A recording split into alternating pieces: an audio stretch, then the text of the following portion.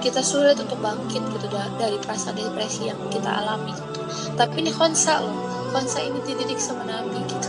Dia adalah sahabiah yang menerima tarbiyahnya Nabi gitu. Pasti ini adalah salah satu alasan mengapa Khonsa itu sekuat itu gitu, karena didikannya Rasul, Masya Allah biasa.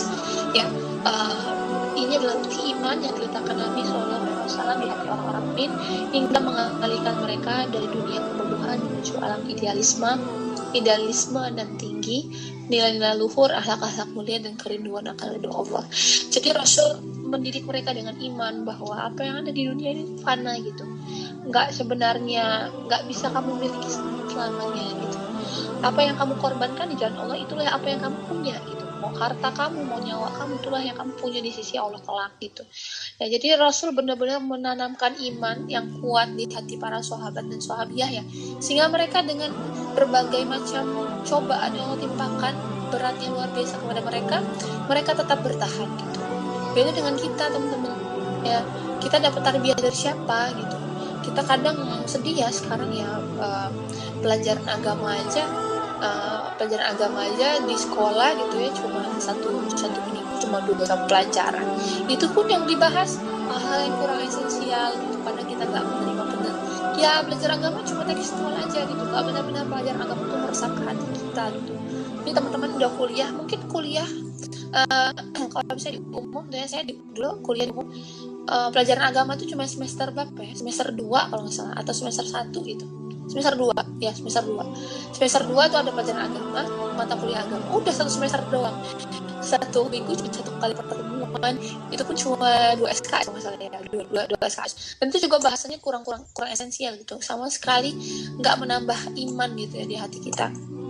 Sama sekali nggak berpengaruh banyak gitu pada keikhlasan keimanan kita tuh.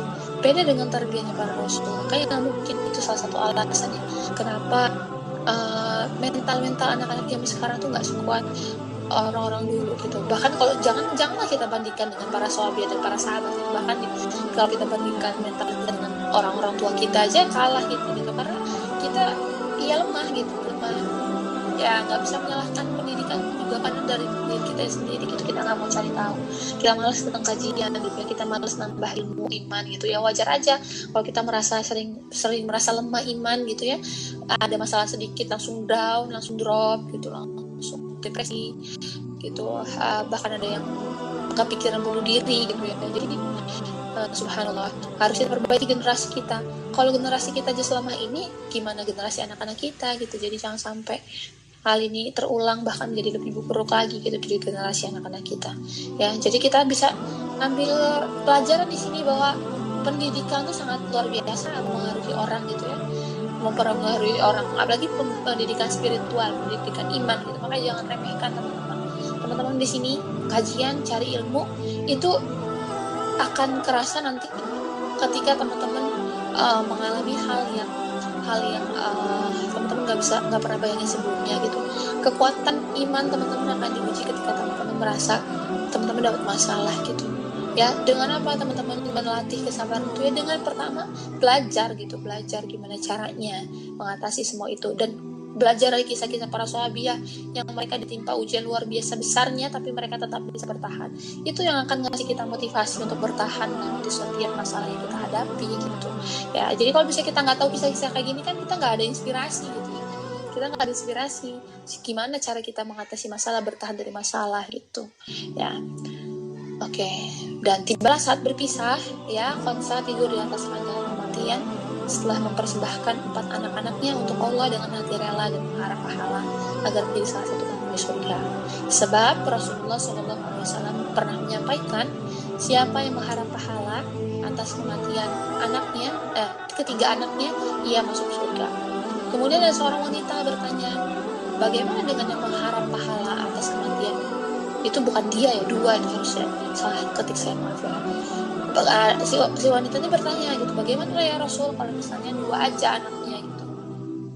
Terus kata Rasul, yang mengharap pahala atas kematian 2 anaknya juga masuk surga. Bayangkan teman-teman, Khonsa bukan 2, bukan 3, 4 loh. Bayangkan betapa tinggi kedudukan dia di hadapan Allah ketika dia mengharapkan pahala atas kematian anaknya yang dia persembahkan. Anaknya bukan meninggal karena tenggelam, bukan meninggal karena kecelakaan, bukan. Ini meninggalnya karena berperang di jalan Allah. Makin tinggi lagi kan posisi dia, Masya Allah, luar biasa. Ya, jadi itu. Ini hadisnya sahih ya, hadis riwayat An-Nasai dan Ibnu Hibban, sahih hadisnya. Ya, seperti itulah Khansa yang dibentuk Islam secara agung, menjadi ibu teladan bagi penyabar, mujahidah, dan mengharap pahala atas kematian anaknya yang lebih dahulu pergi meninggalkan dunia. Ya, semoga Allah meridhoinya, membuatnya senang dan menjadikan surga Firdaus sebagai tempatnya kembali. Nah, sekarang kita setelah mendengar kisah tersebut, ya, kisah singkat aja sebenarnya, Khansa yang terkenal, ya, kita bisa mengambil beberapa pelajaran hikmah dari cerita ini. Yang pertama, hikmahnya, boleh kita sedih, tapi nggak boleh berputus asa dari rahmat dan pertolongan Allah. Ya, manusia wajar kita merasa sedih, itu suatu hal yang manusiawi ya. Merasakan emosi yang bernama kesedihan itu manusiawi. Karena Allah menciptakan emosi itu nggak cuma gembira aja, nggak cuma senang aja, nggak cuma bahagia aja. Jadi emosi terluka, emosi patah, Allah menciptakan segala bentuk emosi itu, nggak cuma yang positif tapi juga yang negatif gitu. Nah, berarti ya kita sebagai manusia wajar-wajar aja kita sedih gitu. Kalau ada orang bilang gitu kan, kok kamu sedih sih kayak gitu aja, harusnya kamu sabar, kamu tuh berarti kurang imannya kalau kamu sedih. Lah nggak gitu konsepnya gitu. Manusia terbaik ya Rasulullah sedih gitu. Kalau teman-teman baca ya atau dengar ceramah tentang tafsir surat Ad-Duha, Rasul gitu ya, kenapa dipilih Ad-Duha, terus Allah sebutkan mentari yang sinarnya hangat. Kenapa Allah sebutkan itu? Untuk menghibur Rasul. Pada saat itu Rasul ya nungguin wahyu Allah, kok gak turun-turun, apa Allah ini udah berpaling dari aku, apa aku ini udah gak berharga lagi, apa pokoknya banyak lah, overthinking lah Rasulullah pada saat itu gitu ya. Sehingga Allah itu hibur beliau itu dengan menurunkan, setelah sekian lama menurunkan surat Ad-Duha itu gitu. Rasul pun bisa sedih gitu. Bahkan tahun yang terkenal ya, tahun di mana Rasulullah ditinggal pamannya, makanya tahun itu disebut dengan tahun kesedihan bagi Rasulullah. Wajar gitu bahwa Rasulullah aja sedih gitu. Manusia yang luar biasa akhlaknya adalah Quran gitu ya. Akhlak Rasul itu Quran, beliau aja bisa sedih, apalagi kita yang manusia biasa, pastilah kita bisa sedih juga gitu. Karena aneh kan kalau misalnya orang bilang, kok kamu sedih sih, berarti kamu kurang imannya. Lah Rasul itu memang kurang imannya sehingga Rasul bisa sedih. Berarti kalau misalnya dia bilang bahwa orang yang sedih itu kurang imannya, berarti Rasul itu kurang dong imannya. Padahal iman Rasul itu luar biasa sempurna gitu. Ya, contohnya lagi Ibunda Maryam ya, Ibunda Maryam yang bayangkan teman-teman, seorang perawan yang nggak pernah kenal laki-laki nggak pernah lihat dia nggak pernah lihat laki-laki, sehari-harinya hanya dihabiskan di mihrabnya, di tempat ibadahnya, dia hanya beribadah 24 jam kepada Allah. Tiba-tiba dia hamil, nggak ada bapaknya. Bayangkan teman-teman betapa frustasinya gitu ya hal tersebut. Apa kata orang-orang di sekitar dia, orang-orang yang melihat dia sebagai wanita suci tiba-tiba hamil gitu. Luar biasa kan? Coba bayangkan kalau itu terjadi ke teman-teman gitu. Kita yang sudah menjaga gitu ya, menjaga diri kita. Ya na'udzubillah ya, ini semoga nggak terjadi pada kita ya. Meskipun itu mungkin aja terjadi kepada kita karena segala sesuatunya itu Allah yang berkehendak gitu ya. Tapi bayangkan kalau teman-teman di posisi Ibunda Maryam ya, tiba-tiba hamil gitu, nggak ada bapaknya. Coba gimana? Nah, coba kata tetangga tiba-tiba kita hamil. Nah, ya Allah, luar biasa betapa frustasinya. Bahkan sampai Ibunda Maryam pengen mati aja gitu kan. Coba teman-teman lihat di Quran itu ada bahasa seperti itu, pengen mati aja gitu. Nah, apakah hal-hal seperti itu tuh menandakan bahwa dia kurang iman? Enggak gitu. Kita kalau iman kita dibandingkan sama Ibunda Maryam malah jauh banget gitu ya. Bahkan namanya Ibunda Maryam aja dijadikan salah satu nama surat di Quran, dan bahkan Ibunda Maryam adalah salah satu para penghulu wanita di surga gitu. Nah, kita nggak ada apa-apa nih iman kita dibandingkan mereka. Jangankan kita nggak pernah kenal laki-laki, nggak pernah laki-laki ngeliat kita gitu. Setiap hari-hari kita keluar rumah kelihatan gitu sama laki-laki gitu.